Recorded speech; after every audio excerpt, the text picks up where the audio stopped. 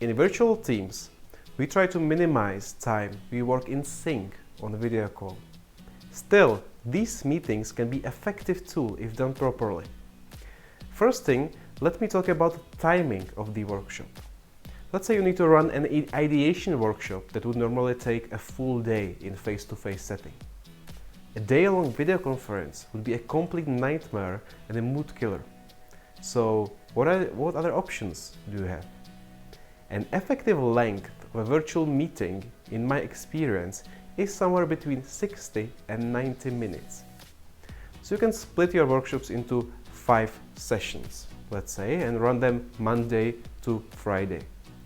That works well, but I would personally recommend scheduling the sessions first thing in the morning before the urgent stuff and emails and regular work starts to fight for attention of your teammates. The advantage of this setup day by day is that you can give people tasks to work on individually throughout the day and have it ready by next day. Or generally in creativity, people just keep thinking on the idea. Maybe during the day, between the sessions, they will have another clever idea. The disadvantage of this system is that it's generally difficult for people in large companies to clear out a set time every day for a week, and they tend to get distracted during the week, and it's losing the flow. Another option is to book 2 mornings or a full day.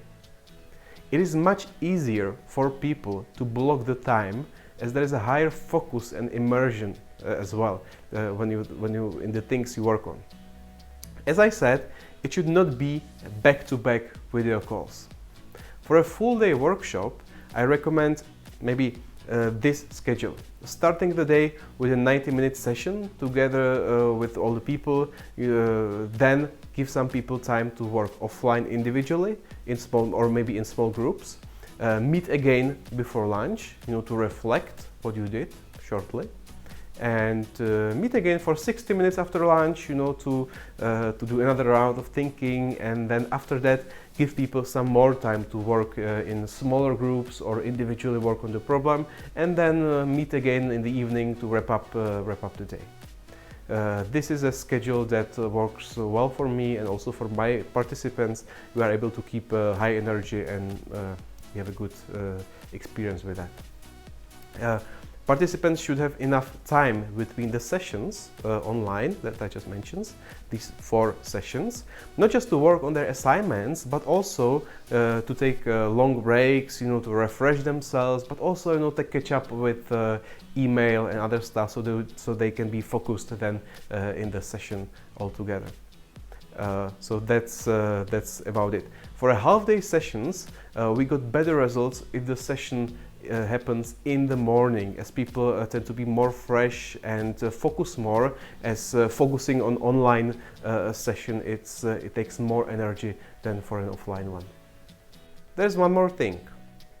You can run innovation workshop face-to-face in meeting rooms or online, with all the participants who are logged on from wherever they are. Both of these systems work fine from my experience, but there's one setup that is particularly challenging, and this is when you mix the two. When some people are together in a meeting room and some people call in via video call. It is very hard to keep engagement high, especially for the virtual participants, the remote participants. The face-to-face group tends to get distracted, chat or tend to not include enough the virtual participants, maybe forget on them, So a lot of companies also, they still do not have a professional teleconferencing equipment. So another thing is, it can be very difficult for the remote participants to know who's talking, and see the faces of the people. So I would recommend you to avoid this setup if it's possible. Don't do it. Especially when you are a facilitator and you are participating virtually. You are the remote one, you are facilitating remotely several people in one meeting room. That is very challenging. If you still need to do it this way, make sure you have a professional equipment in the meeting room, and that every participant is heard clearly. That you know who's talking. Maybe you have the camera that moves, to focus on individual participants, and the most professional setups is when each participant has their own microphone.